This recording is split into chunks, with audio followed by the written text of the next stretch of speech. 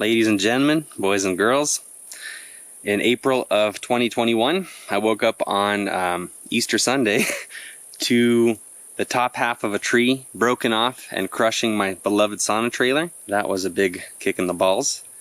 And so after that happened, my wife and I started looking at other trees on our property in order to assess which ones are safe to keep standing and which ones need to come down. Long story short, we identified 3 that needed to be cut due to beetles, due to just improper placement. And so this year, in June of 22, we cut 3 trees down. I'd never been part of the tree removal process before, and so naturally I decided to film the process because that's just what I do. And so in this video, I'm gonna show you a little 3-minute time lapse of kind of how that all went down. Additionally, the tree service that we hired, a company called Tree MD, Tree Care, the owner, John, he ended up being a phenomenally professional arborist. That's what you call it, right? An arborist.